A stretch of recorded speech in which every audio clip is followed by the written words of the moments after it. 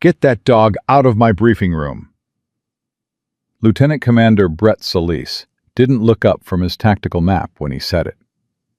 The room held 16 operators, all of them turning to stare at the doorway, where Petty Officer Nora Kane stood with a German Shepherd pressed against her left leg, both of them completely still. Nora did not move. Dust did not move. I said, remove the animal. She looked at the map on the table, at the supply route marked in red, at the grid square Solis had circled in blue. Then she said 4 words that made the entire room go cold. That route is compromised, sir. If this story already has your attention, hit subscribe right now and turn on notifications.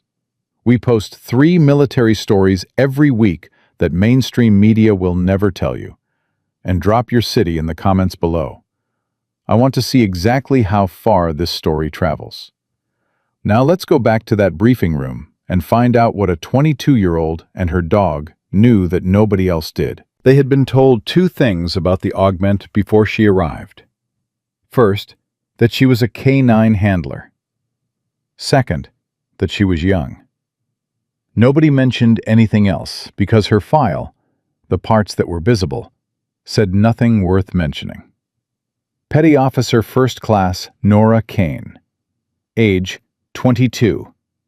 MOS K9 Handler. Naval Special Warfare Support. 1 prior deployment. Every meaningful detail redacted to black bars that told you more by their absence than any text could by its presence. Solis had not requested a K9 attachment. He ran a joint task force in the Al Anbar region, 11 days into an area denial operation ahead of a supply corridor push, and he had what he needed. What he did not need was a young female handler with a dog and a file that looked like it had been halfway shredded before anyone bothered to send it forward. He was at the vehicle gate when the transport dropped her off at 700. 1 duffel bag, 1 K9 transit crate. Nora stepped out first, then opened the crate door, and a German Shepherd with a tan and gold coat stepped into the morning heat, shook the transit off his fur, and sat at her left heel, without a single command given. Solis looked at the dog, looked at Nora, looked at the rank on her sleeve and the absence of a combat patch on her right shoulder. You're the K9 attachment. Yes, sir. How long have you been working this dog? 4 years, sir. Your file shows 1 prior deployment. She met his eyes and said nothing. Solis let that go. Your assignment is headquarters support. Dust run scent sweeps on incoming supply vehicles at the gate. You handle communications support during operations and observation during any patrol activity. You do not advise, you do not engage. You do not operate outside your assigned lane without direct authorization from me. Is that understood? Understood, sir. He walked away. Dust watched him go, amber eyes tracking without turning his head. Staff Sergeant Renee Okafor was standing 20 meters away and had watched the whole exchange. She had 12 years in, and the kind of judgment that comes from spending enough time around senior operators to recognize when something does not add up. Nora Kane did not add up. The way she had stood at the gate, the angle of her weight, the precise economy of every movement, the way Dust had positioned himself, not just beside her, but at the exact degree that covered her left side while she managed the crate and the duffel simultaneously. That was not handler training. That was partnership built over enough time and enough hard situations that it had become unconscious. Renee turned to Specialist Teo Mars, who was watching Nora settle Dust into the shade of the motor pool wall with the expression of a man trying to solve an equation that should be simple, but keeps producing the wrong answer. She looks about 19, Teo said. She doesn't move like 19, Renee said. Watch where the dog sits. Teo watched. Dust had positioned himself at the corner of the motor pool wall, at an angle that covered the vehicle gate, the main access road, and the briefing structure entrance in overlapping fields of attention. He was not on duty. He was not commanded. He simply sat and watched three directions simultaneously, with the calm of an animal that has never in its life wasted attention on the wrong thing. "That's deliberate," Teo said. "Yes," Renee said, "it is." The first thing happened 4 hours after Nora arrived. A supply truck rolled through the vehicle gate at 11:40, cleared by the duty roster, logged as routine, carrying water containers and replacement equipment for the forward element. Dust was lying in the shade off duty, his chin on his paws, and the truck was 50 meters away when his head came up. He stood, walked to the end of his lead, sat, stared at the truck, with his ears tracking forward and his nose working in the small, controlled arcs that working dogs use when they are reading something specific. Nora was beside him in 8 seconds. She looked at the truck. She looked at Dust. She looked at the specific direction of his nose and the quality of his stillness, and she made a decision. She found solace at his tactical display. "Sir, Dust is indicating on the supply vehicle that just came through the gate. I'm requesting permission to conduct a secondary sweep." Solus did not look up. The vehicle was cleared at inspection. "Yes, sir. Dust is indicating anyway." "Your dog has been in a transit crate since before 0400. He is probably reading food containers or fuel residue." "He doesn't indicate on food or fuel, sir. I've worked with him long enough to know the difference." Solus looked up. His expression was not hostile. It was the expression of a competent officer who has a mission timeline and an augment who has been on his base for 4 hours, offering him a behavioral interpretation of a dog he has never seen work. "Request denied. Return to your position." She returned to her position. Dust watched the truck park and did not look away from it for the next 20 minutes. When the driver climbed out and walked toward the supply depot, Dust's eyes followed the driver, not the truck, then returned to the truck, then went back to the driver, reading both, separating the information. Teo was watching from the equipment bay entrance. He had worked with dogs for 2 years, and he had never seen an animal process a situation with that kind of systematic precision. He walked over to where Nora was sitting with Dust. "What is he reading?" "I don't know exactly," Nora said. "Something that arrived on that truck. Could be nothing." "Yes." "Could be something." "Yes." Teo looked at Dust. "What do you do when the request gets denied?" "I log it," Nora said. "Time, truck ID, Dust's behavior, Solus's response. All of it goes into my operational log." "And then?" "And then I wait." She looked at the truck. "And I watch." The truck exploded at 02:37 the following morning. A timer device, not triggered remotely, which was why it had cleared the gate inspection. The blast took out 2 vehicles and punctured a fuel line.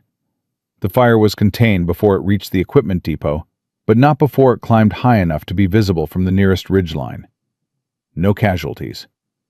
The margin between no casualties and multiple casualties was approximately 30 meters and a shift in wind direction. Solus called a formation at 0300. He was professional. He went through the incident timeline, identified the inspection protocol failure, outlined the corrective measures, and assigned an investigation to the intelligence element. He did not mention the canine indication from the previous afternoon. Renee was standing 3 positions down from Nora, and she watched Nora's face through the entire briefing. It did not change. No expression of vindication, no frustration, nothing except the specific attentiveness she wore at all times. Dust pressed against her left leg, both of them watching Solus with the same quality of focused patience. After the formation broke, Renee pulled Teo aside. "She flagged that truck." "I know. I was there." Solus denied the sweep request. I know that too. And now she's standing in that formation, and her face looks like nothing happened. Renee shook her head slowly. That is not the face of someone who is surprised this happened. That is the face of someone who has been here before. Someone who has been right and dismissed and watched it play out exactly the way she said it would. Enough times that the wrongness of it no longer surprises her. Teo looked at Dust, who was watching the gate where the supply truck had parked, still reading it even now, after the fire and the blast and the investigation teams moving around the site. What is she? Teo said. Renee did not answer, because she did not know yet, but she was going to find out. The next 48 hours produced 2 more moments that should have been impossible for an augment with a blank service record. On day 2, during a routine resupply coordination brief, Nora sat at the back of the room and said nothing until Solus outlined the vehicle routing for the afternoon convoy. Then she said, quietly, without raising her hand or requesting the floor, "The eastern approach has a section of track that Dust flagged during this morning's perimeter sweep. I logged it at 0612. I'd recommend a route change or a secondary K9 sweep before the convoy moves." Solus looked at her across the room, with the expression of a man deciding whether to address this now or later. Noted. We'll maintain the current route. She wrote it in her log. Time. Route detail. Recommendation. Response. The convoy took the eastern approach. Dust tracked the route from the wire with his nose and his attention and did not look away until the last vehicle cleared the problematic section. Nothing happened. Teo asked her afterward if the indication had been wrong. The indication was right, she said. They did a sweep between my log entry and the convoy departure. Someone listened without telling me they listened. Teo stared at her. How do you know? Because Dust confirmed clearance when the first vehicle passed that section. His body language changed. He stopped tracking. She looked at the gate. Someone swept it. They just didn't tell me. On day 3, Solus assigned Nora and Dust to a patrol sweep of the outer perimeter with Teo's element. Teo was lead handler. Nora was the augment. The pecking order was established before they left the wire. It lasted 43 minutes. Dust pulled left at a dry canal crossing, and Nora followed without breaking stride. Teo called her back. That is off our route. Stay on path. Dust is tracking something. I have a designated route and a timeline. I know. He's still tracking. Teo's own dog, a 3-year-old Malinois named Rex, had stopped walking and was watching Dust with the focused attention of a working animal that has registered another working animal finding something real. Rex was not indicating, but he was not moving either. Teo made a decision. 2 minutes. Dust led them 78 meters off the patrol path to a covered position at the base of a collapsed wall. 3 RPG launchers, 2 AK platforms, spare ammunition, a handheld radio with a battery that was still warm from recent use. Teo called it in and stood looking at the cache, and then at Dust, and then at Nora, who was crouching beside the radio with a small weatherproof notebook, writing down the exact position, the equipment inventory, the battery temperature, and what it implied about when the cache had last been accessed. How did he find that from the route? Teo said. Wind direction shifted at 1340. He picked it up from 60 meters. I didn't notice the wind shift. He did. Teo looked at Rex, who was still watching Dust with that focused, almost reverent attention. My dog didn't get anything. Rex is good, Nora said. He'll get there. She stood and closed her notebook. He just needs more time with a dog who's been further along than he has. She said it without superiority, as simple fact, the way you would tell someone that a road gets easier after the first hill, not because the road is special, but because you have driven it before. Teo walked back to base beside her and spent most of the walk trying to name the specific quality of her competence. It was not arrogance. It was not performance. It was something quieter and more complete than either of those things. It was the competence of someone who no longer needs anyone to confirm what they know, because they stopped needing confirmation a long time ago. That evening, Danny Reeves started pulling files. She had been trying for 2 days, hitting clearance walls at every standard access point, and she was not the kind of person who accepted clearance walls as answers. She went sideways, the way intelligence specialists learn to go when the direct route is blocked. And she got fragments, just fragments. A name, a rank, a single prior deployment listed as everything redacted. And in the visible portion of one commendation entry, before the rest was blacked out, 2 words that she typed into the search field with the specific feeling of someone who already half knows what they are about to find. Desert Devil. The search returned 1 document. She read it and then sat very still for a long time. Then she picked up her radio and said 1 sentence. "Renee, you need to come see this, right now." Renee read the document 3 times without speaking. Danny sat across from her and watched her read it and did not rush her, because some information requires the full weight of silence to land correctly. The document was 4 years old. Most of it was blacked out. What remained visible told a story in fragments, the way a broken bone tells a story without needing the accident explained. A special reconnaissance element, 6 personnel, inserted to gather intelligence on a weapons network in a location listed only as redacted. Compromised on day 2. Team leader killed in the opening contact.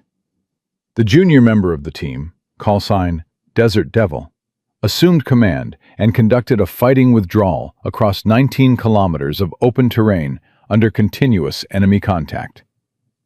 The K9 partner, call sign Dust, had tracked the withdrawal route, identified 3 separate ambush positions before the element walked into them, and located a team member who had become separated during the initial contact and would otherwise have been left behind. Desert Devil was recommended for the Silver Star. Dust was recommended for the K9 Medal of Valor. Both recommendations were withdrawn after an internal review. Renee set the tablet down and looked at Danny and said, "She saved her whole team." Her and the dog. And they demoted her for it. They demoted her for taking command without authorization and engaging targets outside her mission parameters. Danny's voice was careful, precise, the voice of someone who has read enough military paperwork to understand the gap between what the words say and what they mean. She was given a choice: court-martial or voluntary reassignment with rank reduction. She took the reassignment. So she went from whatever she was to Petty Officer First Class. Yes. And now she's here, running gate sweeps and communication support, watching Solus ignore everything she tells him. Renee pushed the tablet away. The movement was controlled in the way that controlled movements are when the alternative is throwing something. How long ago was this? 4 years. 4 years. Renee stood up, sat back down, stood up again. 4 years of following orders from people who have no idea what is standing in front of them. 4 years of keeping her mouth shut and doing her job, and logging her observations in that little weatherproof notebook that nobody asks to read. She stopped. Does she know we found it? No. Does anyone else? Not yet. Renee was quiet for a moment. Keep it that way until I figure out what to do with it. She picked up her coffee and then set it down without drinking. And Danny, don't search that call sign again. Somebody is watching those files. If they flag the access on our end, it creates problems for her, not for us. Danny nodded. She had already figured that out. She had run the search from a terminal that was 2 levels of removal from her own credentials. But she had still felt the specific unease of someone who has opened a door that was closed for a reason. Renee walked out of the intelligence office and went directly to find Teo. He was at the canine station, running Rex through a basic obedience drill, with the distracted energy of a person whose mind is somewhere else. Rex was performing perfectly, and Teo was barely present for it, which was backward from how it should work. And Rex knew it, and was doing the drill anyway, with the patient professionalism of a good working dog humoring a handler who needed the routine more than the results. Renee told Teo what the file said. Not everything. Enough. Teo stopped mid-command. Rex sat and looked at him and waited. "Desert Devil," Teo said. "Yes." "That's her." "That's her." Teo looked toward the motor pool, where Nora was running dust through a scent discrimination exercise. Not because she had been assigned to, because it was 1700 and the day's tasking was done, and this was what she did with the time. She worked her dog. She maintained the partnership. She kept herself and Dust sharp for a mission that nobody on this base had officially given them permission to run. "She's been a PFC for 4 years, Teo said. "Yes. Carrying everything the file says she knows, everything the file says she can do, and she's running gate sweeps." "Yes. And Solus treats her like a trainee." Renee looked at him. "We all did, Teo. You called her a 19-year-old the first morning she arrived. I was standing right there." He did not argue with that. He looked at Rex, who was still sitting patiently at his feet, and then at Dust, who had completed the scent discrimination exercise and was now sitting in front of Nora with his amber eyes waiting for the next thing, whatever it was, wherever it led. "What do we do?" Teo said. "For now we watch, and we listen to her when she talks, even when Solus doesn't." "Especially when Solus doesn't," Teo said. The next morning, Solus called an operational brief for the full task force. The supply corridor push was 48 hours out. The route had been cleared by intelligence, confirmed by aerial surveillance, and approved by battalion. Solus walked through it with the confidence of a man who has prepared his plan carefully and believes in the preparation. Nora sat in the back row, with Dust at her feet and her notebook open. She wrote 2 things during the brief. The route segment that crossed the dry canal network east of Grid 7, and a time. 1340 hours. The time the wind had shifted on the patrol 2 days earlier. The time Dust had picked up the cache at 60 meters from the wrong direction. When the brief ended and personnel began filing out, she stayed seated. Solus noticed and stopped. "Something to add, Petty Officer?" "The eastern route segment at the canal crossing, sir. Dust flagged that area during the Day 3 patrol. The cache we recovered was on the western bank, but his initial indication came from the east." "The cache was recovered and cleared?" "Yes, sir. The cache was on the west bank. His first indication was east. That suggests 2 separate things. We found one of them." She looked at her notebook. "I logged it at the time. I can provide the exact coordinates and the behavioral notation." Solus looked at her for 3 seconds. "I'll have the intelligence element run an additional pass on the eastern section before the convoy moves." "Thank you, sir." He left. Teo was waiting outside the briefing structure and fell into step beside Nora. "He listened. He had the convoy pass run 2 days ago, too," Nora said. "After I logged the route concern. He just doesn't tell me." Teo thought about that. "Then why doesn't he just tell you?" "Because telling me would mean acknowledging that my input is operationally valid. And that creates a dynamic he hasn't decided how to manage yet."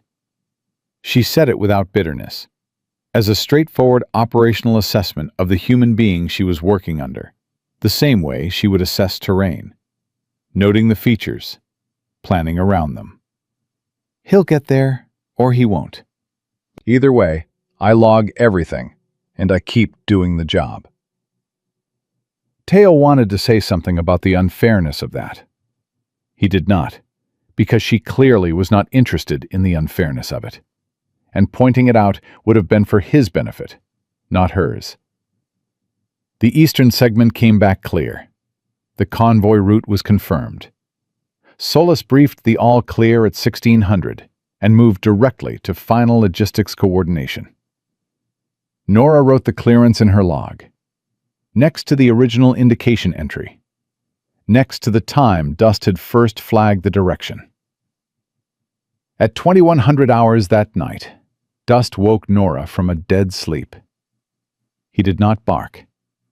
He stood at the entrance of the structure she was billeted in and pressed his nose to the gap at the bottom of the door and held still. She was on her feet in 4 seconds, rifle in hand, and Dust moved immediately to her left without being commanded, and they crossed the space to the door in the specific silence of a handler and dog who have woken up like this before, in other places, under worse conditions, and know exactly what the protocol is.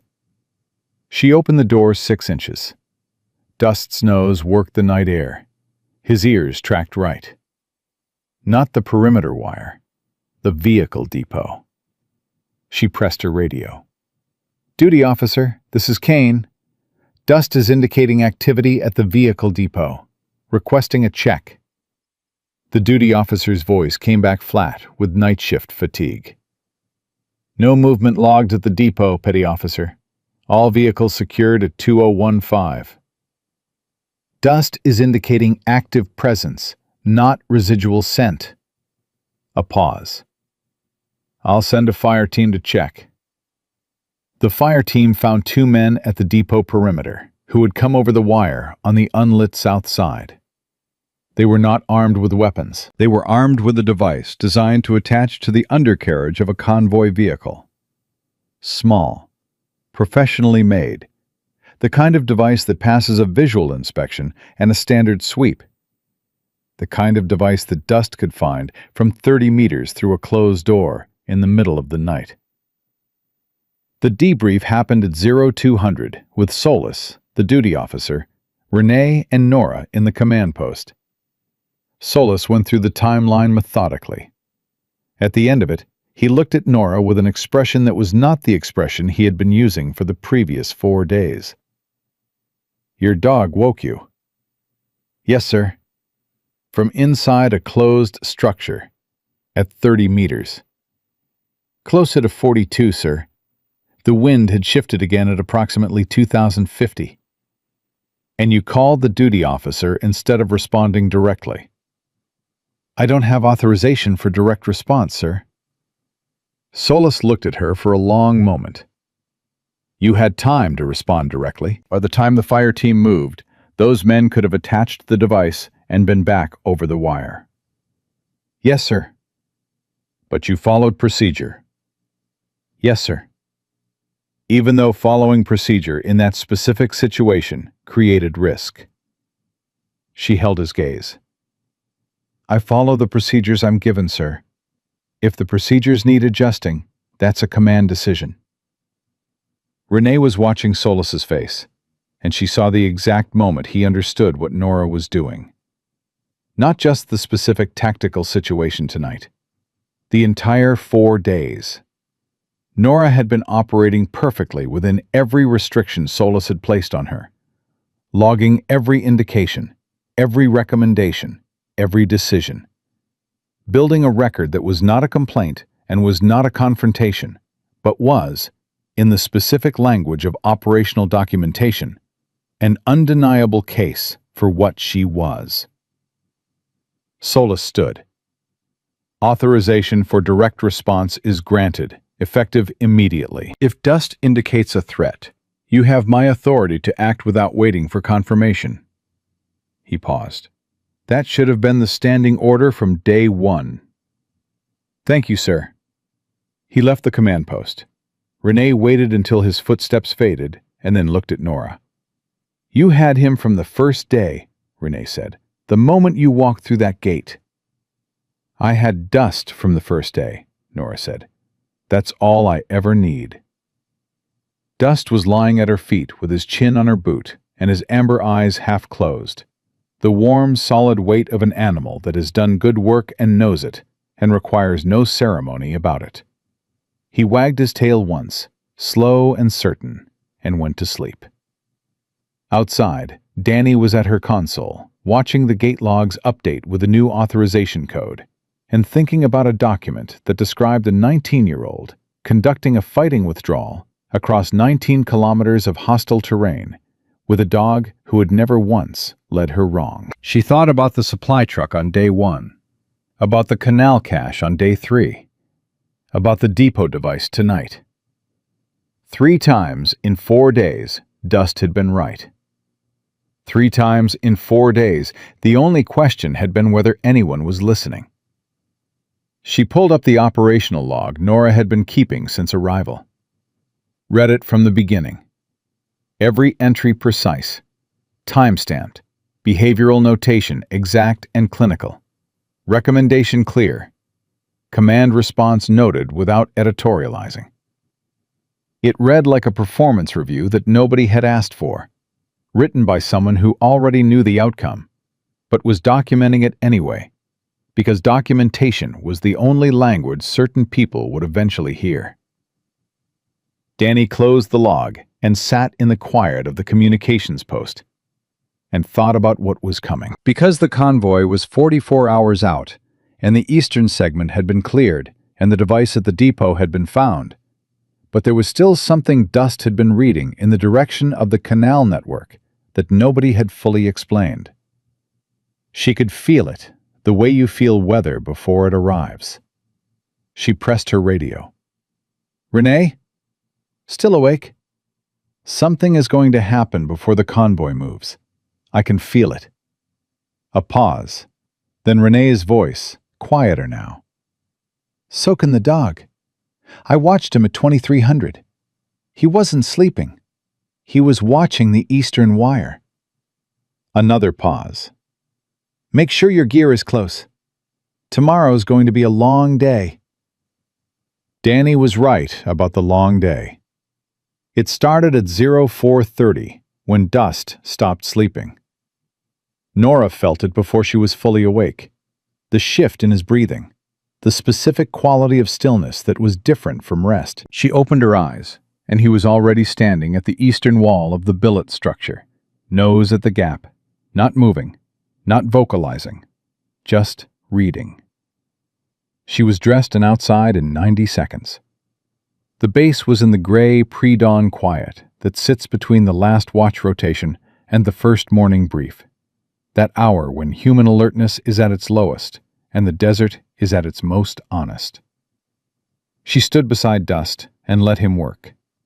He did not pull toward the wire. He did not indicate a specific target. He stood and read the direction of the canal network with the focused patience of an animal processing information that had not yet resolved into something actionable. Renee appeared at her shoulder. "He's been doing this since 0300, she said quietly. "I've been watching from the compost window." "You didn't sleep." "Neither did you." They stood together in the dark, and neither of them said what they were both thinking, which was that the convoy was 36 hours out, and the eastern segment had been cleared, and the depot device had been found, and there was still something unresolved in the direction Dust kept pointing. At 0600, Solus called the morning brief. Convoy timeline confirmed. Route cleared. All elements on schedule. He moved through the briefing with the efficiency of a man who has made his decisions and is now executing them. Nora sat in the back row and said nothing. Her notebook was open. She wrote one thing. The time Dust had been at the eastern wall. The direction. The quality of the indication.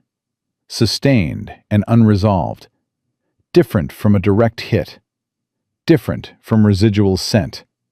The specific behavioral signature of a working dog that knows something is out there, but cannot yet tell you exactly what or exactly where. After the brief, she went to Solus directly. Sir, dust has been indicating the eastern sector since approximately 0300. Not a specific point, a general direction. The indication is sustained, and it hasn't resolved, which means whatever he's reading is either moving or hasn't been placed yet. Solus looked at her. The expression was different from 4 days ago. Not dismissal, calculation. The eastern segment was swept and cleared by the intelligence element yesterday. Yes, sir.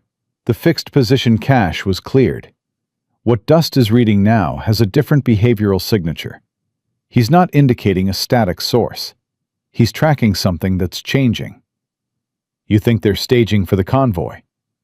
I think something is moving in that sector, and I think it started before dawn. And I think we should know what it is before the convoy route is finalized. Solus was quiet for 4 seconds. What do you need? Permission to run Dust on a forward sweep of the Eastern Canal network before 0900. Teo's element for security. 2 hours. He made the decision in the time it takes to breathe. Granted. Take Renee as well. I want radio contact every 20 minutes. She was back at the K9 station in 4 minutes. Teo was already there, Rex vested and ready, because Renee had texted him from the briefing room before Nora had finished the conversation with Solis. He said yes, Teo said. He said yes. Teo looked at Rex and then at Dust, who was watching the eastern wire with the same sustained attention he had been giving it since before dawn. What do you think is out there? I don't know yet, Nora said. Dust knows. We're going to let him show us. They moved out at 0645. 4 personnel, 2 dogs, the specific formation that Nora had been running with Teo long enough now that it did not need to be discussed. Dust on point, working 30 meters ahead, Rex covering the lateral, Teo and Renee on security, Nora reading Dust the way a pilot reads instruments, continuously, automatically, her entire attention on the information her dog was producing. The first 20 minutes produced nothing visible. Dust worked the terrain with methodical efficiency, quartering, checking, moving forward when the ground cleared and pausing when it did not. His ears rotated constantly. His nose processed information at a rate no technology the task force owned could match. At the 40-minute mark, Dust slowed. Not stopped. Slowed. The specific deceleration that working dogs use when the scent cone is becoming denser and the source is getting close and moving too fast might mean overshooting it. Nora raised her left fist. Everyone stopped. Dust took 3 more steps and sat. 1 paw forward, left. Teo, Nora said quietly. 40 meters, left of the second canal crossing. Low. Teo brought Rex around to verify independently. Rex worked the area and sat in the same direction, slightly different angle, cross-referencing the same source from a different vector. Confirmed, Teo said. Renee was already on the radio. Solus, this is Okafor. We have a K9 double indication at the Eastern Canal crossing. Requesting EOD and a security element. How copy? Solus's voice came back in 6 seconds. Copy. EOD is moving. Hold position. Do not approach the indicated area. They found 4 devices, not 1. 4. Placed at intervals along the canal bank that corresponded exactly to the spacing of convoy vehicles in standard formation. Someone who understood convoy doctrine had placed them at the points where a moving column would be most compressed and least able to maneuver. If the convoy had rolled through that segment on the cleared route, the spread of the devices would have guaranteed catastrophic casualties, regardless of vehicle hardening. EOD took 90 minutes to clear them. Nora sat with Dust 20 meters back and let him rest. Her hand moving through his coat in the automatic motion that she used after every sustained work session, checking for stress indicators, monitoring his breathing, giving him the specific combination of physical contact and quiet that working dogs need after they have carried a task to completion. Teo sat beside her. He did not speak for a long time. Then he said, 4 devices, placed specifically for our convoy formation. Yes. Someone with operational knowledge of our movement. Yes. And Dust found all of them. He indicated the sector before they were finished placing them. She looked at Dust. He was reading the activity, not the devices. That's why the indication was sustained and unresolved. They were still working when he first flagged it at 0300. Teo sat with that. He detected a person placing a device in the dark from inside a building at 400 meters. The wind was right, Nora said, and he was paying attention. The radio crackled. Solis's voice, and it was different from every version of it that Teo had heard over the past 5 days. Not controlled, not commanding, just direct. Kane, excellent work. Bring your element back in. I want a full debrief at 0900. Renee caught Teo's eye across the distance and made an expression that said what neither of them would say out loud. That Solis had been saying excellent work to operators since he made lieutenant commander, and this was the first time it had sounded like he actually meant it. They returned to base at 0847. Solis was at the gate.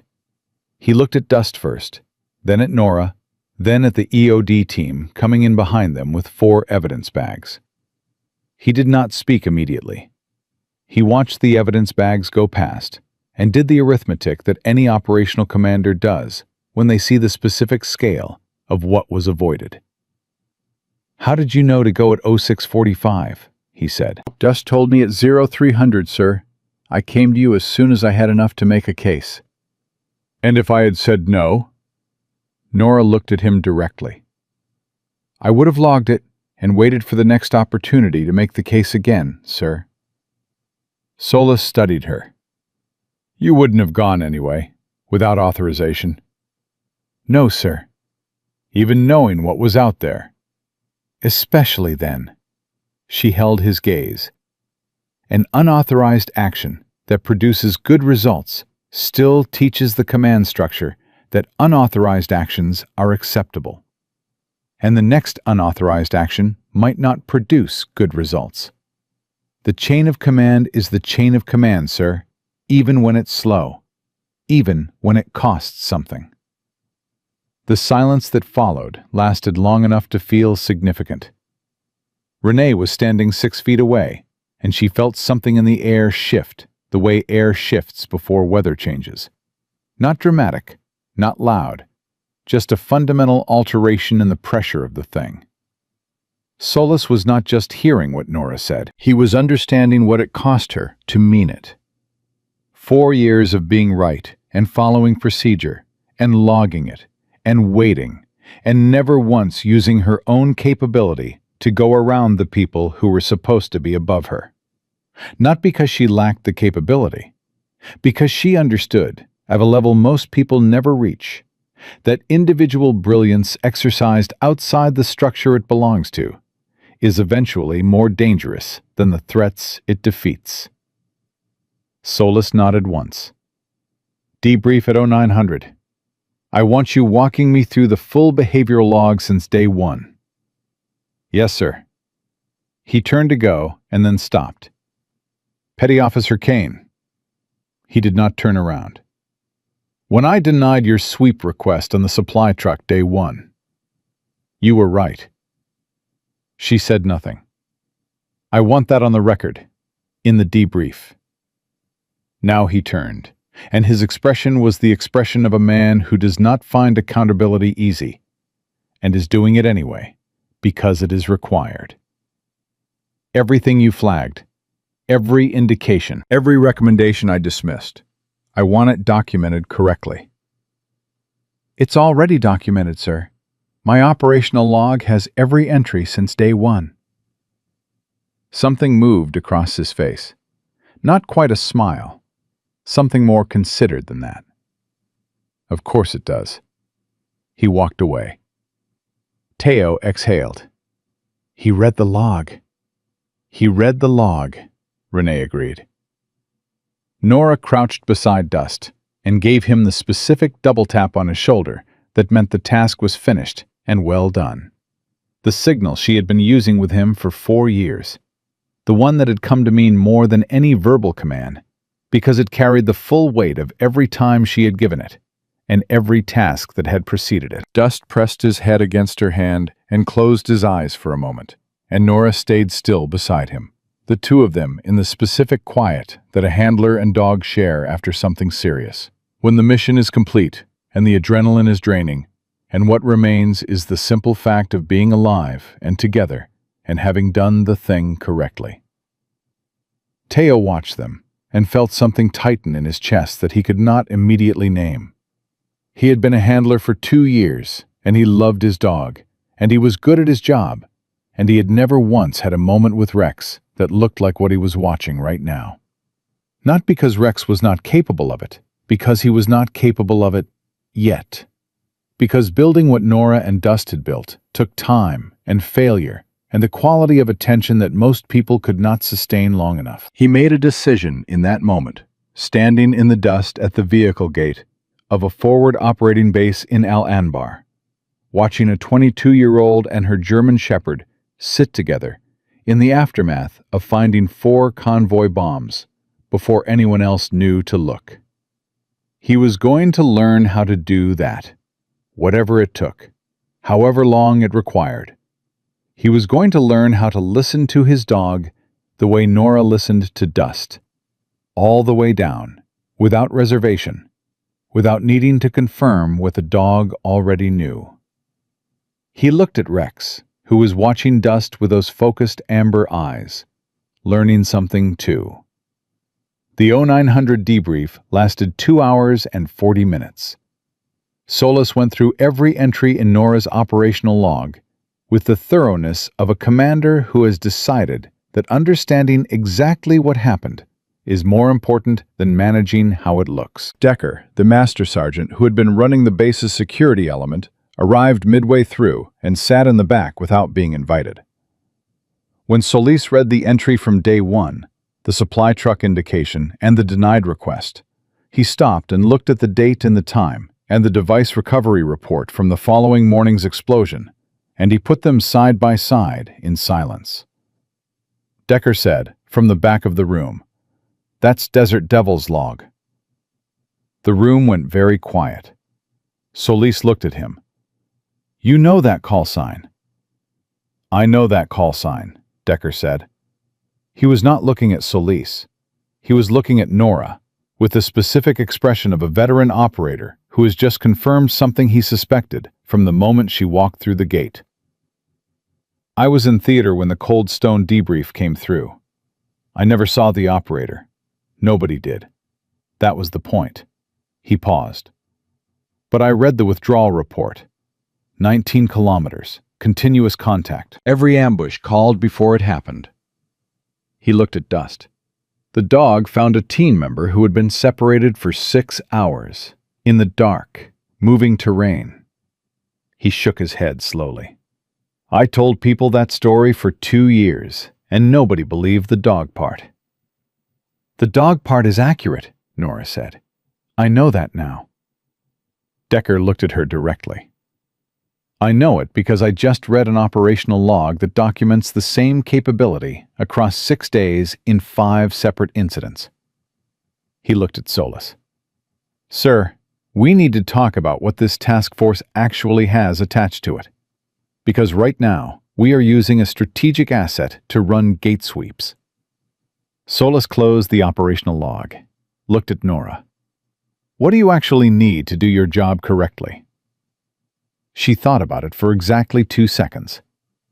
"Authorization to act on Dust's indications directly. No confirmation delay. No request protocol. If he flags something, I move on it immediately, and I report after." She paused. "And full access to the convoy route documentation before finalization, not after." "Done." Solis picked up his pen and started writing. "What else?" "Nothing else, sir." He stopped writing, looked up. "That's it. direct authorization, and route access.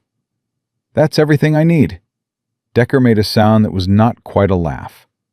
You could ask for a lot more than that. I know, Nora said, but that's everything I need. Dust lifted his head from his paws and looked at her with those amber eyes, reading her the way he always read her, completely and without reservation. And the room understood, in the specific silence that follows a moment of genuine clarity, exactly what kind of person they had been calling a rookie for the past 5 days.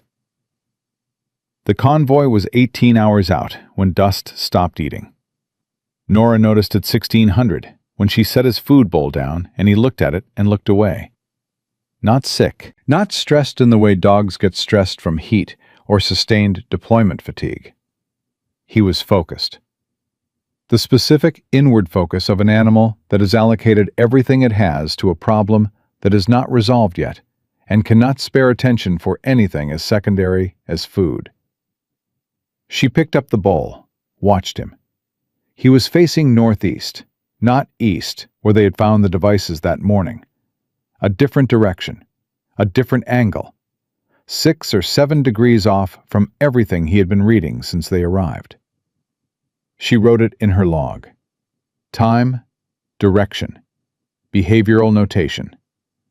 Then she went to find Solus. He was in the operations center, reviewing the final convoy documentation with Decker and Captain Vance. The route had been revised following the morning's find. The eastern canal segment was rerouted north, around the cleared area.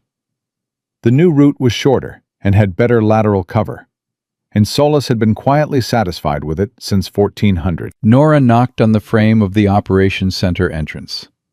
Solus looked up.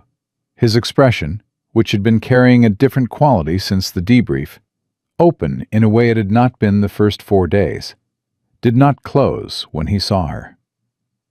Kane. Sir, Dust stopped eating at 1600. He's facing northeast.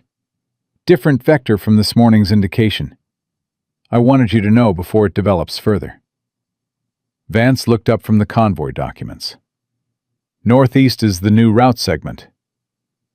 The room went quiet, in the way rooms go quiet when a piece of information lands on a table and everyone at the table reaches the same conclusion at the same moment. Decker stood up.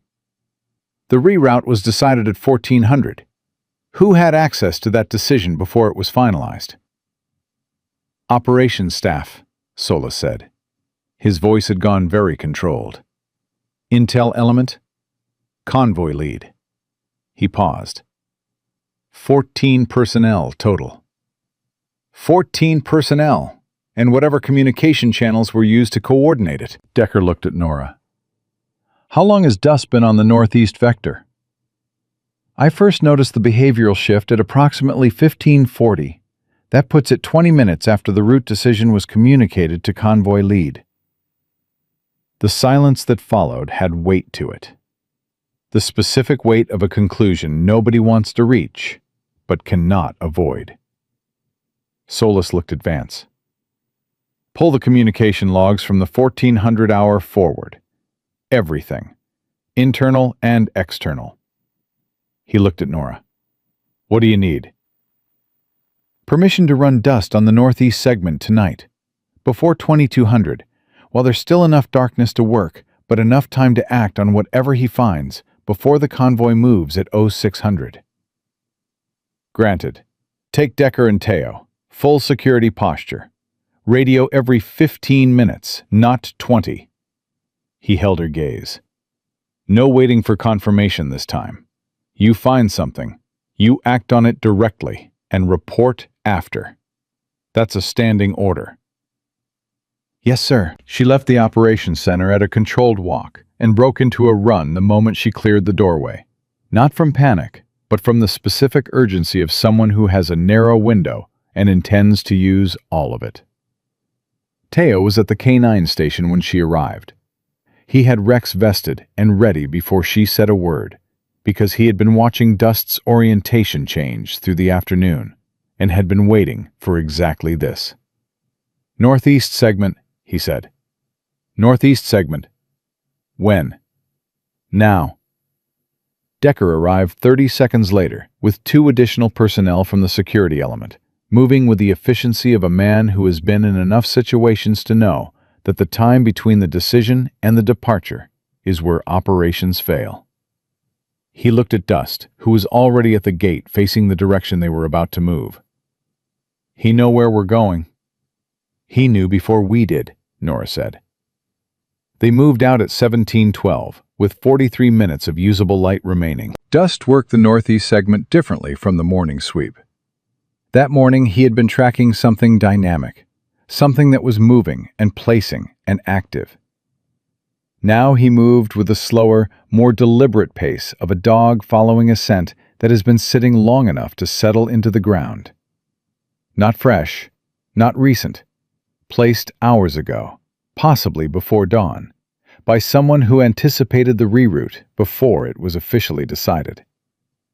Teo felt the implication of that settle into him like cold water. Someone had known where the convoy would be redirected before the operations center had made the decision. Which meant either the information had been compromised before it was communicated, or someone inside the 14-person access list was feeding it out. He did not say that out loud. He kept his attention on Rex, who was working the lateral coverage with improved focus, learning in real time from the way Dust moved through the ground, picking up the methodology of a dog who had been doing this for 4 years in places Rex had never been. Dust stopped at the 800-meter mark. He did not sit. He dropped to his belly, which was a behavioral signal Nora had never explained to anyone on this base, because it had never come up before. It was the signal he used when the source was close enough that movement might disturb it. When the distance between where he was and where the device was had become small enough to matter. Nora went to her belly beside him. She put her face level with his and looked along the direction of his nose. Nothing visible, but Dust's breathing had changed, shallow and controlled. The specific respiration of a working dog that is reading a source at close range and holding himself still so his handler can process the information with him. She pressed her radio, gave Solus the coordinates, gave him the behavioral notation. Low approach, close source, possible multiple. Solus came back in 4 seconds. "EOD is moving. Hold position. Do not move forward." Decker was beside her now, prone, rifle covering the approach. He spoke at half volume. "How close?" 20 meters, maybe less." "He's sure." "He's always sure." They held position for 19 minutes until EOD arrived. The team worked the ground from Dust's indicated point outward in expanding arcs and found 3 devices in 11 minutes. 2 on the primary surface, and 1 buried at the edge of the road, where a convoy vehicle's right wheel would have tracked exactly over it. Professionally placed, precisely spaced. The work of someone who understood vehicle clearance measurements and had used them. The EOD team leader came back to where Nora was standing. His expression was the expression of a specialist who has seen sophisticated work before and is recalibrating. These weren't placed by amateurs. The buried one has a pressure trigger rated for vehicle weight. A person walks over it, nothing happens. A convoy truck rolls over it. It initiates. He looked at Dust. "Your dog found a buried pressure device through 12 centimeters of packed earth." "He found the person who placed it," Nora said. "The device was secondary." The EOD lead looked at her, and then at Dust, and then back at her with a specific expression of someone deciding whether that statement was worth arguing with. He decided it was not. The radio crackled. Solus. "Kane, return to base immediately. Something's happened." The tone was different. Not the controlled urgency of an operational update. Something tighter. They were back at the gate in 22 minutes. Vance met them inside. Her face was carrying the specific flatness that intelligence officers wear when the information they have found is worse than what they went looking for. She walked them directly to Solus without stopping to speak to anyone else. Solus was standing at the communications console with Decker's security NCO and a printed record of flagged transmissions from the past 18 hours. He looked at Nora when she came through the door and said, "The reroute coordinates were transmitted on a civilian frequency at 1412, 14 minutes before the formal convoy order was communicated." He paused. "From inside this base." The room was very still. "We traced the transmission origin to the motor pool support element. 2-minute burst, encrypted on a civilian protocol that our standard monitoring doesn't flag." Solus looked at the transmission record. "Whoever placed the northeast devices had the coordinates before our convoy lead received the revised route order." Teo felt his stomach drop. Someone in the motor pool. Someone with access to the operations channel and a civilian transmitter. Decker's voice was flat. "Which means every route decision we've made for the past 11 days may have been transmitted forward."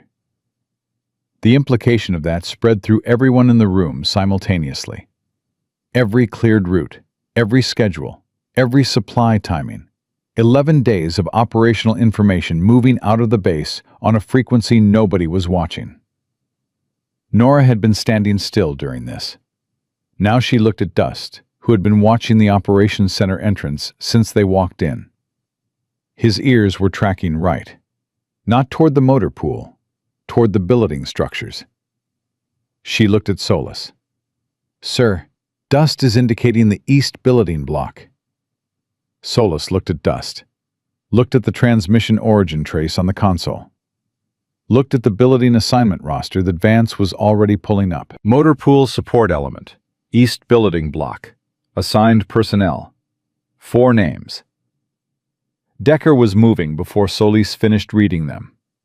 What happened in the next 11 minutes was fast and controlled, and produced results that would remain classified above most of the task force's clearance level. Nora and Dust worked the billeting block with Decker's security element, and Dust indicated a specific billet on the first pass, sat, held the position with absolute certainty while the security team made entry, and remained in his seated indication posture until the personnel inside the room were secured and the transmitter was located under the floor panel beside the second bunk. Civilian grade, sophisticated encryption, a log of transmissions going back 9 days. Teo stood in the doorway of the billet and looked at the transmitter log and felt something cold move through him that was not quite fear and was not quite anger, but was the specific combination of both that comes from understanding exactly how close they had come, repeatedly, to catastrophic losses, and exactly what had been standing between the task force and those losses for the past 6 days. Renee appeared beside him. She had been tracking from the comm post and had arrived at a run. She looked at the transmitter, looked at Dust, who was sitting precisely where he had indicated, waiting for the formal clearance signal from Nora. "He knew," Renee said. "He's been facing east since 1540, Teo said. "Same direction as the billeting block. We thought he was reading the route segment." "He was reading both." Renee watched Nora give Dust the double-tap release signal, the same signal she always used, the one that meant the task is finished and well done. He was reading everything, and she was documenting everything, and all we had to do was listen. Nora came out of the billeting block with Dust at her side and found Solus waiting in the corridor. He had the transmission log in his hand. His expression was not readable in any of the standard ways. It was the expression of a commander standing at the end of a sequence of events and doing the full accounting. He looked at Dust first, then at Nora. "Day 1, he said. "The supply truck. If I had authorized the sweep." "The device would have been found before detonation," Nora said. "Yes, sir." "Day 3, the canal cache. Found 20 minutes earlier. The radio in the cache would have been recovered before the transmission window." And if I had listened when you flagged the northeast vector at 1600 today, we would have had 3 more hours to trace the transmission origin before tonight's operation. She paused. We still found it, sir. Because Dust did not stop working when the authorization was slow. Solus looked at the dog, who was sitting at Nora's heel and watching the corridor with a patient attentiveness of an animal that does not distinguish between being on duty and being off it, because the distinction has never made sense to him. How does he do it? He pays attention, Nora said, completely and without exception. He doesn't decide in advance what is worth noticing and what isn't. He reads everything, and he lets me know what matters. She paused. Most people can't do that. Most people filter too much. Solus nodded slowly. Including me. Including most commanders, sir. It's not a criticism, it's a structural problem. You have to make decisions faster than full information allows. Filtering is how you function. She looked at Dust. He doesn't have to make decisions. He just has to read and report. That's the difference. Solus was quiet for a moment. Then, when this operation closes, I am submitting a full operational review to Naval Special Warfare Command. I'm recommending a protocol revision for canine attachment integration at the task force level. Direct authorization from day 1. No confirmation delay. Route documentation access before finalization.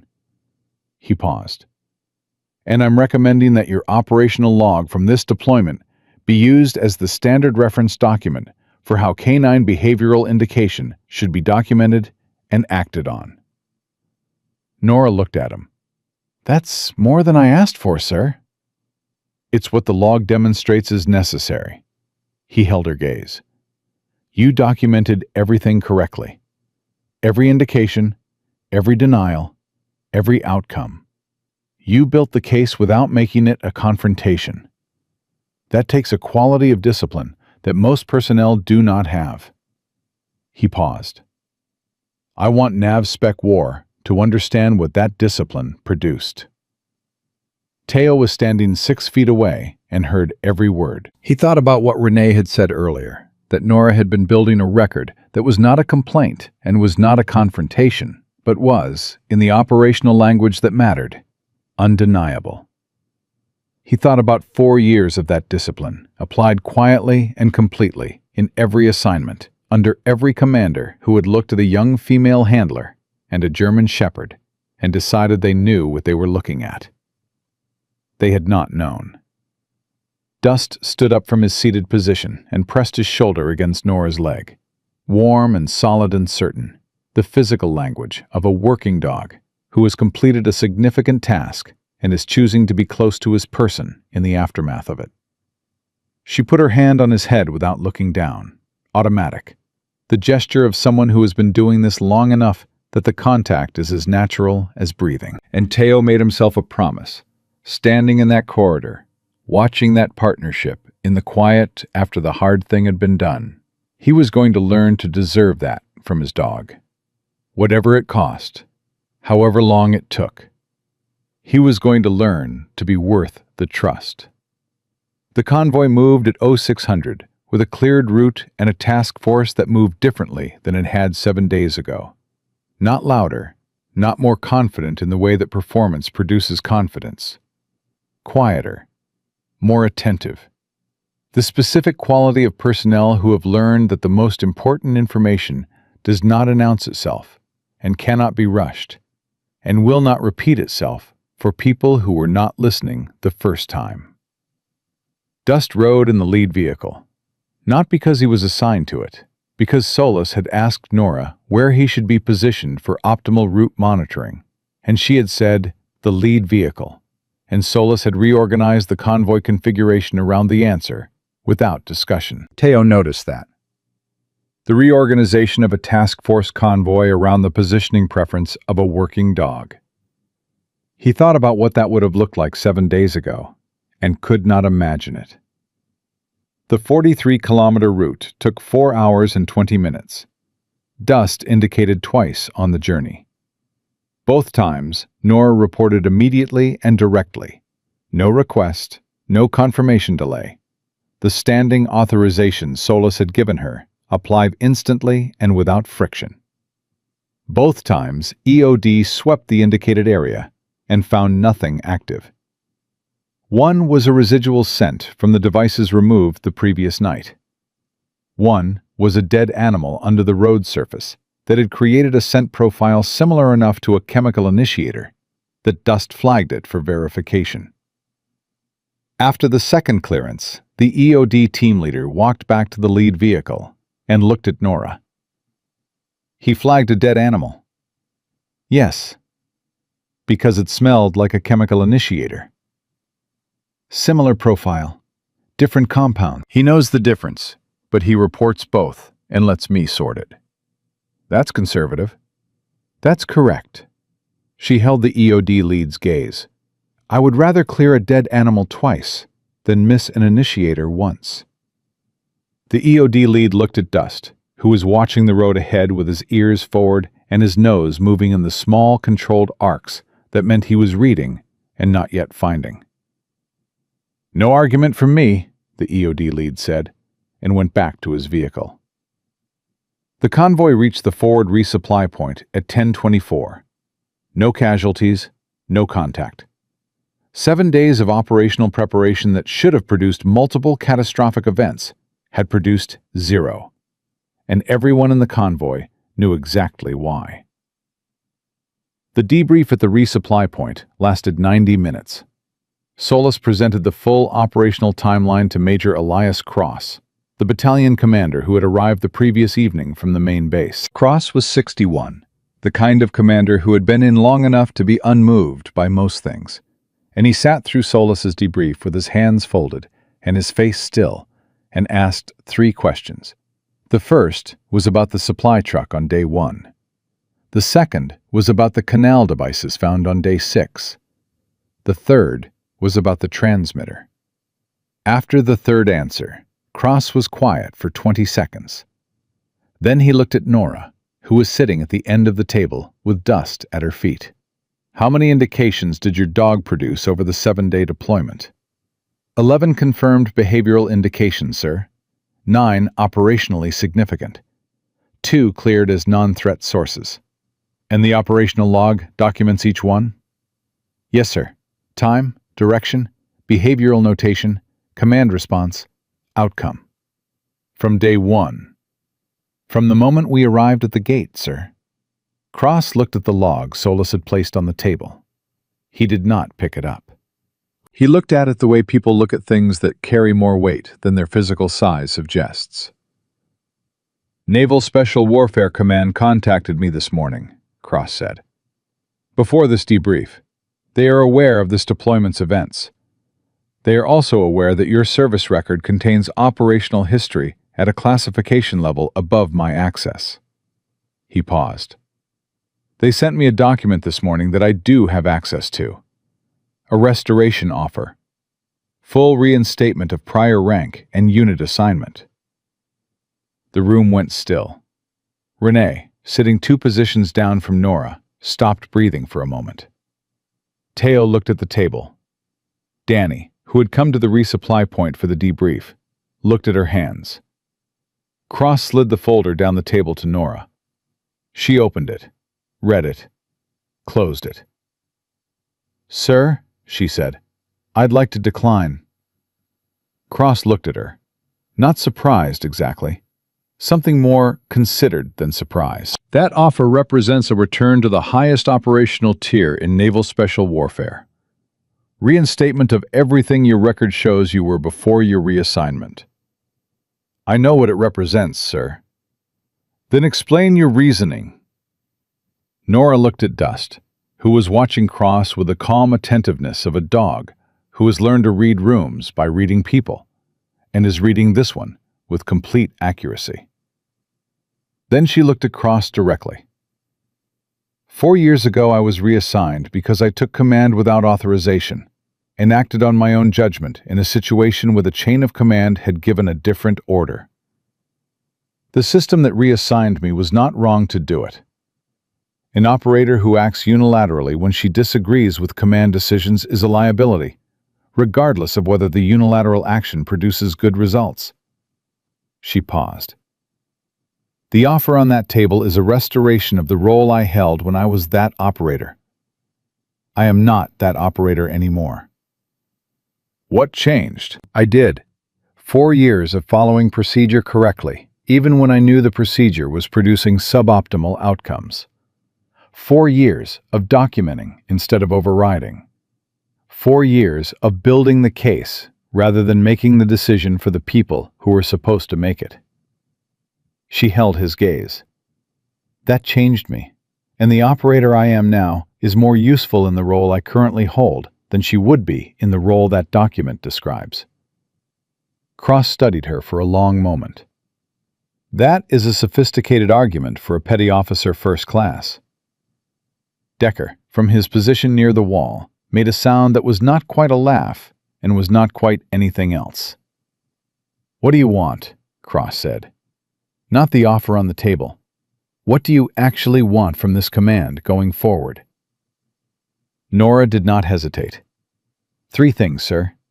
First, the protocol revisions Solus recommended. Direct canine authorization. Route access before finalization. Behavioral log documentation as standard operating procedure for all canine attachments in this theater. She paused. Second, 2 hours per week with Teo Mars and his dog. Unscheduled, no oversight, in the training yard. I want to build what he's trying to build with Rex before his next deployment, because Rex is capable of it, and Teo is willing to put in the work. Cross looked at Teo, who straightened slightly in his chair and said, Yes, sir, that's accurate. And the third thing, Cross said. Nora looked at Dust. He looked back at her with those amber eyes that had been reading the world correctly since before anyone on this base had bothered to ask his name. The third thing is that Dust gets proper operational credit in the after-action report. Not as supporting asset, as primary intelligence source. Her voice was steady and certain. 7 days, 11 indications, 9 operationally significant finds. A transmitter trace that prevented a long-term intelligence compromise. That is a primary intelligence contribution. He should be documented as one. The room was quiet. Cross picked up his pen. All 3 requests approved. He signed the authorization form without looking up. The protocol revisions go into effect theater-wide, effective immediately. I'll push them through command channels today. He set down the pen and looked at Nora. And the after-action report will document Dust's operational contribution accurately and completely, by name, with full behavioral notation. He stood. The room stood. He looked at Nora one last time. For what it's worth, Petty Officer Kane, the operational log you maintained over the past 7 days is the single most valuable piece of documentation this task force has produced in 11 months in theater. Not because of what it found, because of what it proves. He paused. It proves that the right methodology, applied with complete consistency, produces results that no other approach in our current toolkit can match. He looked at Dust. And it proves that the dog was right from the beginning, and we owed him the attention. He walked out. Solus gathered his materials and paused at the door. He looked at Nora for a moment with the expression of a man who has been changed by a 7-day deployment in ways he will spend the next year understanding fully. When I come back to this theater, he said, I'm requesting you, specifically. You and Dust. Full attachment. Day 1 authorization. He paused. I want to know what 11 days without a single denial looks like. Nora looked at him. You already know what it looks like, sir. You've been seeing it for the past 4 days. Something shifted in his face. Then I want more of it. He nodded once, a gesture that carried more weight than most salutes, and left. The room emptied slowly. Renee stopped beside Nora on her way out and put her hand on Nora's shoulder for exactly 2 seconds. The specific contact of a person who has found the right words and decided they are not needed. Then she walked out without saying anything. Danny paused at the door. "The operational log. I want a copy for the intelligence elements reference files. With your permission." "Yes," Nora said. Danny nodded, walked out. Teo was last. He sat across from Nora, with Rex between them and Dust at Nora's side. The 2 dogs equidistant. 2 animals who had been operating together for 7 days and had built something in that time that would not disappear when the deployment ended. 2 hours a week, Teo said. Starting next Tuesday. What do we work first? The part where you stop confirming what Rex already knows. She looked at his dog. Rex was watching her with those focused amber eyes, the same quality of attention that Dust gave her, the same readiness that working dogs carry when they are with a person they have decided to trust. He's been trying to show you things all week. You've been waiting for him to show you things you recognize. Those aren't the same thing. Teo felt that land in the specific place where accurate criticism lands when you are honest enough to receive it. How do I fix it? You stop recognizing and start listening. There's a difference. She looked at Dust. It takes time. It takes a willingness to be wrong in front of your dog so many times that the wrongness stops bothering you, and the listening becomes natural. She paused. But Rex is ready. He has been ready. He's been waiting for you to catch up. Teo looked at his dog for a long time. Rex looked back at him with those patient amber eyes, steady and certain, carrying the specific quality of an animal that has been waiting without complaint because the person they are waiting for is worth the wait. I'll catch up, Teo said. I know you will. She stood. Dust rose beside her, shoulder at her hand, warm and immediate. That's why I'm offering the 2 hours. She walked out of the debrief structure into the morning heat, with Dust flanking her left side, both of them moving in the seamless, unspoken coordination of a partnership that had been built in hard places over 4 years, and would continue to be built in every place that came after. Behind her, on the table, the restoration offer sat in its closed folder, unsigned, exactly where she had left it. Somewhere, on a road that was no longer mined, a supply convoy was completing its run to a forward base that would have been catastrophically different without 7 days of one handler and one dog paying absolute attention to everything everyone else had decided was not worth noticing. The soldiers on that convoy did not know the name Nora Kane. They did not know the call sign Desert Devil. They did not know about an operational log that documented 11 indications and 9 finds and 1 transmitter and a protocol revision that would protect task force personnel in this theater for years after this deployment ended. They just knew the road was clear, that the supplies arrived, that everyone came home, and that, from the beginning to the end of it, was the only thing Desert Devil had ever been working toward. Not recognition, not restoration, not the rank on someone else's authorization form, just the road clear, the supplies through, everyone home. That is what it means to pay attention completely. That is what it costs, and what it produces, and what it is worth. And Dust had known it from the moment he stepped out of the transit crate and sat at Nora's heel, and turned his amber eyes toward the gate and started reading. He had been right about everything. He always was.